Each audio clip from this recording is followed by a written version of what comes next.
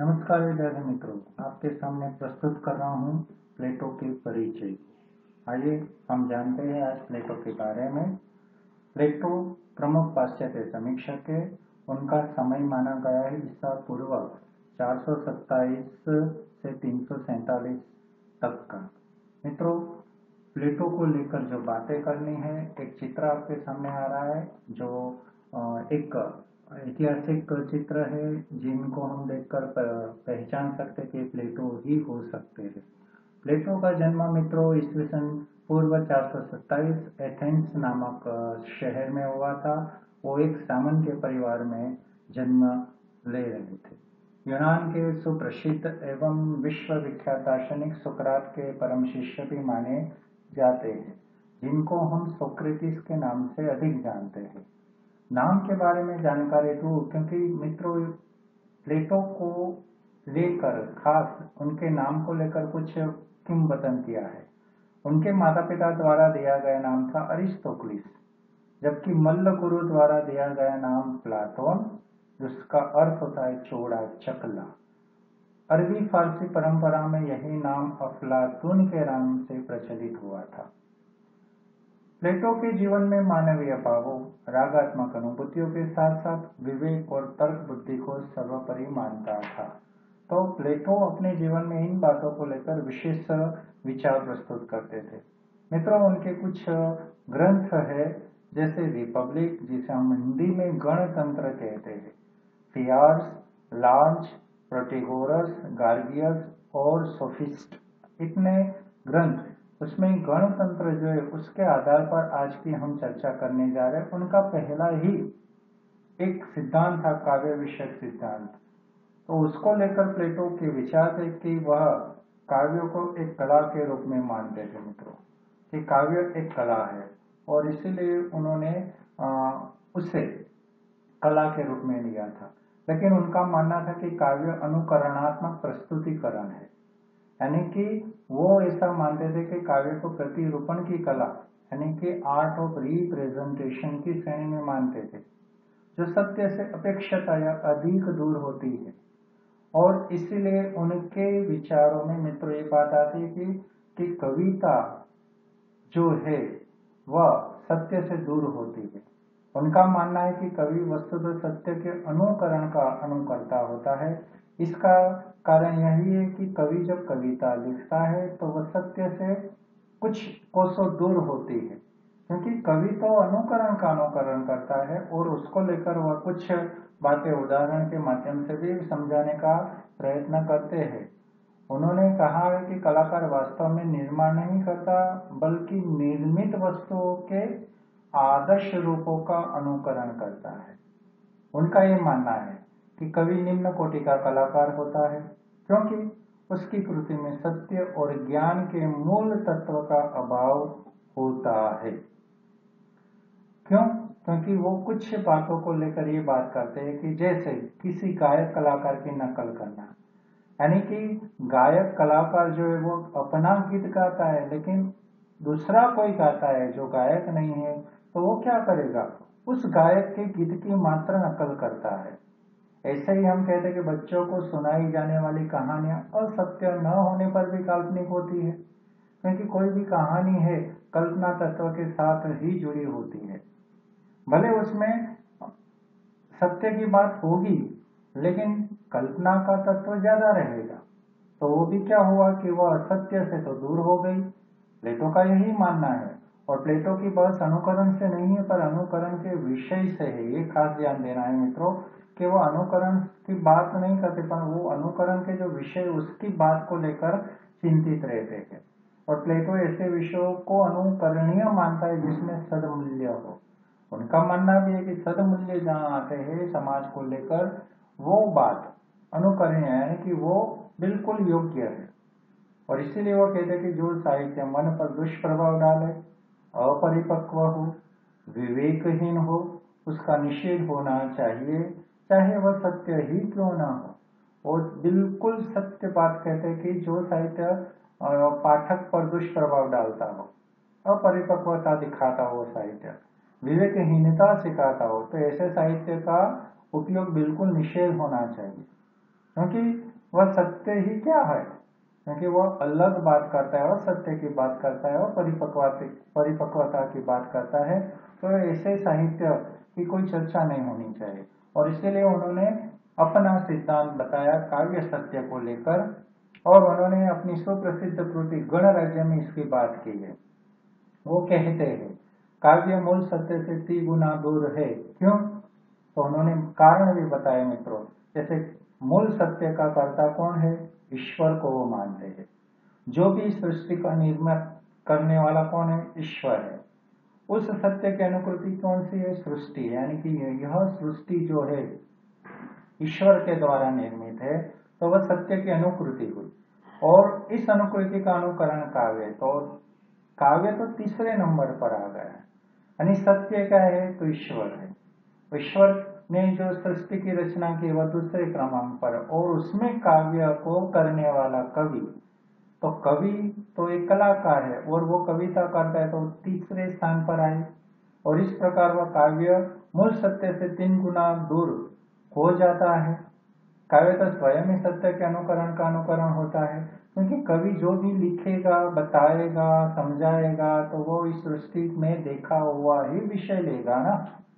और इसीलिए वो तो पहले निर्मित हो चुका है वह विषय। तो कवि तो मात्र उसको देखकर कल्पना के माध्यम से पंक्तियां बनाता है। और प्लेटो का कहना यही है कि वह सत्य कहाँ है? सत्य सब पहले हो चुका है। तो कवि जो भी बता रहा है वो तो अनुकरण का अनुकरण है। और उसको हम देख सकते हैं एक उदाहरण के माध्यम से। मित्रों, आपको मैं बताना चाहता हूँ कि एक चित्र आपके स्क्रीन पर दिखाई देता है कि कृषक अपने खेत में बैलों के साथ खेती का काम कर रहा है। यानी कि हल चलाने वाले कृषक का चित्र खींचने वाला चित्रकार को उस कृषक की कठिनाइयों, मुसीबतों, श्रम का ज्ञान कैसे संभव हो सकता है? सीधी बात है मित्रों। आपको मैं समझाता हूँ कि कोई चित्रकार, मान लीजिए कि कोई कृषक को उसके खेत में कड़ी धूप में काम करते हुए देखता है और चित्र बना लेता है, लेकिन वास्तविकता तो दूर है ना। वह मात्र वास्तविकता का भ्रम उत्पन्न कर सकता है वह चित्र।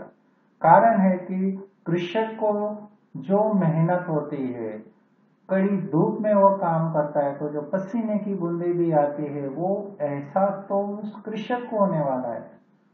चित्र बनाने वाले चित्रकार को नहीं होगा ना। भले वो दूर बैठा है, इसका चित्र खींच रहा है, हम जब उसे आर्ट गैलरी में देखते तो वाह वाह जरूर करेंगे कि इसने इसमें पसीने की बूंद तक को भी दिखाया है। लेकिन प्लेटो का कहना यह है कि वो आर्ट गैलरी में रखा गया चित्र, भले उसमें पसीने की बूंदें भी दिखती होगी, लेकिन वास्तविक कड़ी धूप का अनुभव किसने किया था? उस कृषक ने। चित्रकार ने तो मात्र उसकी कठिनाइयों, मुसीबतों, श्रम को चित्र में डाला है, लेकिन अनुभव तो नहीं किया है। और इसी प्रकार वह कहना चाहते कि कवि भी अपने काव्य में सत्य का छायानुकरण मात्र करता है। कभी भी कोई व्यक्ति की पीड़ा दिखाएगा, किसी व्यक्ति की दुख को प्रदर्शित करेगा, तो मात्र क्या करता है? उसका छायानुकरण करता है। सीधी सी बात है मित्रों, क्योंकि उस व्यक्ति की पीड़ा, दुख वो कवि कोशिश लाख करता है अपनी पंक्तियों में पिरोने की, लेकिन वास्तविक दुख किसने अनुभव किया? उस पीड़ादायक व्यक्ति ने। और इसी प्रकार वो उस बात के ऊपर अपनी बात को बिल्कुल 100% रूप में प्रस्तुत करते हैं कि काव्य सत्य से 3 गुना दूर होता है। मैं मानता हूं कि आपको इस दृश्य के द्वारा, इस उदाहरण के द्वारा यह बात समझ में आई है। उन्होंने इसीलिए कहा है कि कविता असत्य है, क्योंकि वह त्याज्य है। कविता में जो बात आती है वह सत्य नहीं है, उनका मानना है। क्योंकि कवि, कलाकार प्रकृति के सामने दर्पण रख देता है। यानी वह जो भी बात करता है, कवि या कलाकार, वह कहीं पर देखी हुई चीजों को लेकर करता है। तो उसने हमें जो बात बताई वो तो हमारे सामने एक आईना है, दर्पण है। कहा जाता है ना कि साहित्य समाज का दर्पण है। यानी ये बात आती। मुझे यहाँ पर एक बात का उल्लेख भी जरूर करना चाहिए कि अगर साहित्य समाज का दर्पण है तो दृष्टि यहाँ तक भी जाए कि दर्पण यानी कि आईना जितना घुमाएंगे उतनी ही चीजें उसमें आएगी ना। तो दर्पण के पीछे का भाग तो नहीं आता है और वह पीछे का भाग ही सत्य माना जाता है। मेरा ये मानना है मित्रों। जैसे जीवन में दुख में रोना पीटना चिल्लाना अवांछनीय है, क्योंकि जीवन में सहिष्णुता का होना जरूरी है। प्लेटो ये भी कहता है कि दुख जीवन में आएगा, रोना पीटना चिल्लाना सब कुछ है, लेकिन वह वांछनीय नहीं अवांछनीय है। और जीवन में इसीलिए सहिष्णुता भी होनी चाहिए, जबकि काव्य में इन सबकी उपेक्षा की जाती है। उन्होंने ये बात भी बताई कि काव्य में इसकी उपेक्षा होती है, क्योंकि हर बार हर कवि सारी बातें अपने बिल्कुल सत्य के साथ उकेर नहीं सकता है। और इसीलिए प्लेटो ने ये बात कर दी भी है कि जो सत्य है वह कविता में बहुत ही दूर से दिखाई देता है। उनका दूसरा सिद्धांत हम देखें तो वह अनुकरण का सिद्धांत। प्लेटो काव्य कला अर्थात चित्रकला दोनों को अनुकरण का भी अनुकरण मानता है। यानी कि इसमें मित्रों में आपको समझाओ कि पहले की गई बात को दोबारा करना, यानी कि अनुकरण हो चुका है उसका भी अनुकरण करना है। उन्होंने यह बात समझाने के लिए एक बहुत ही सुंदर उदाहरण दिया है, बढ़ई द्वारा बना गया पलंग। मैंने यहाँ पर एक चित्र रखा है पलंग का, क्योंकि यह चित्र इसलिए रखा है कि चित्र बनाने वाले चित्रकार को पलंग का बाह्य रूपाकार का ज्ञान होता है और वास्तविकता का नहीं। बिल्कुल मित्रों मैं आपको समझाना चाहूंगा कि बढ़ई ने पलंग बना दिया, तो बढ़ई को पलंग की सारी बातें, सारे एंगल्स, सारी जो उसकी गतिविधियां उसके बारे में संपूर्ण जानकारी, लेकिन उसी पलंग को देखकर जब चित्रकार पलंग का चित्र बनाता है तो उसे उसके आकार का, उसके माप का, उसके जो कठिनाइयां है, उसकी मजबूती, उसका तो कोई ज्ञान नहीं होगा, यानी कि वह वास्तविकता से दूर है। तो सीधी सी बात है कि चित्रकार हो या कवि हो, वह जब ऐसी बातों का उल्लेख अपने कविता या चित्र में करता है तो उसके कोई भी बाह्य रूपाकार का ज्ञान उसे प्राप्त नहीं होता है जो उस बढ़ई को है। कितना नाप होना चाहिए, कितनी चौड़ाई होनी चाहिए तो ही पलंग अच्छा रहता है, कितनी जरूरत है वो सब ध्यान में होता है बढ़ई के। जबकि चित्रकार तो मात्र उस पलंग के आकार को देखकर एक सुंदर सा चित्र बना देता है। तो मित्रों ये बात भी आपके समझ में आ गई होगी कि अनुकरण अनुकरण के द्वारा हुआ, यानी कि पहले बढ़ई ने वो पलंग बना दिया, उसके बाद चित्रकार वो पलंग बनाता है और जब हम उसे देखते हैं तो हमारे सामने वह तीसरे स्थान पर आता है। तो हमें तो मात्र ज्ञान कौन सा मिलता है चित्र के सुंदरता का, यानी वाह वाह हम जरूर करेंगे, लेकिन बढ़ई ने जो मेहनत की है उसको हम अनुभव नहीं कर सकते। इसलिए प्लेटो काव्य कला और चित्रकला को अनुकरण का भी अनुकरण मानता है और इस उदाहरण से आपको ये स्पष्ट हुआ है। प्लेटो ने काव्य प्रयोजन की बात भी की है मित्रों। उनका मानना है कि काव्य केवल मनोरंजन का साधन नहीं हो सकता है, क्योंकि काव्य मनोरंजन नहीं है, वह कुछ सीख देता है, कुछ ज्ञान देता है, कुछ उद्देश्य देता है।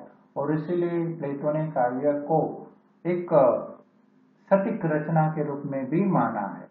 उनका कहना है कि कवि कविता का प्रयोजन करता है तो उसमें मनोरंजन नहीं होता है, कुछ बताने की कोशिश करता है।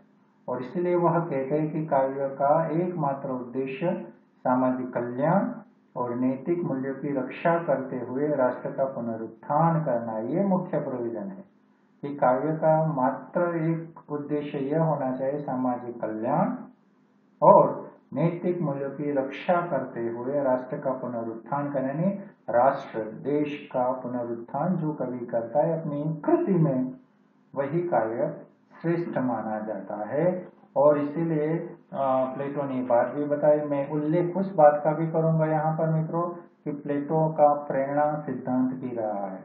उन्होंने माना है कि पूर्ववर्ती विचारक और साहित्यकारों ने काव्य का मूल उत्पन्न ईश्वरीय प्रेरणा को माना है, क्योंकि कवि के मन में, विचारों में कविता का प्रकट होना वह ऐसे नहीं होता है। वह मानते हैं कि ईश्वरीय प्रेरणा होती है, और वो ऐसा भी कहते हैं कि जब तक कलाकार देवीय प्रेरणा से प्रेरित नहीं होता, जब तक काव्य देवी का कुछ अंश उसमें अवतरित नहीं होता, तब तक कोई भी कवि उच्च कोटि की काव्य रचना नहीं कर सकता है। और इसलिए उन्होंने ये भी बताया कि केवल कवि ही नहीं, अपितु काव्य पाठ करने वाला यानी कि चारण, हमारे यहाँ पर चारण कवियों की उल्लेखता है। हम जानते हैं कि चारणों को दैवीय चमत्कार है, और वह उस शक्ति से प्रेरित होकर तुरंत कविता बना लेते हैं। और इसीलिए उन्होंने म्यूज नामक काव्य देवी की बात करके हुए ये बताया कि उनसे वशीभूत होकर चारण कवि अपने काव्य सृजन या काव्य पाठ को वह एक रूप देता है। और उनका ये मानना बिल्कुल है कि कविता प्रेरणा की एक प्रतिकृति होती है, पर वह प्रेरणा मिलती है कहाँ से, तो उन्होंने म्यूज नामक देवी की बात करके ये बात बताई है। मित्रों, मैं जानता हूं कि आपको छोटे से वीडियो में मैंने काफ़ी जानकारी दे दी है, और इसीलिए आपको थोड़ी सी जानकारी आपके परीक्षा लक्ष्य भी है और जीवन में उपयोगी भी होगी। और आगे नए वीडियो में भी हम मिलेंगे। आप लोगों को अगर ये वीडियो अच्छा लगे तो ज़रूर लाइक कीजिए, और साथ ही साथ आप लोग इसे शेयर करके दूसरे लोगों को भी बताइए कि एक अच्छी सी चर्चा इस YouTube चैनल पर हो रही है। और आप सब मेरी इस चैनल पर देखते जो है MG के नाम से, और आप सभी का मैं यहाँ पर थैंक्स अदा करता हूँ। आगे नए वीडियो में हम फिर से मिलेंगे।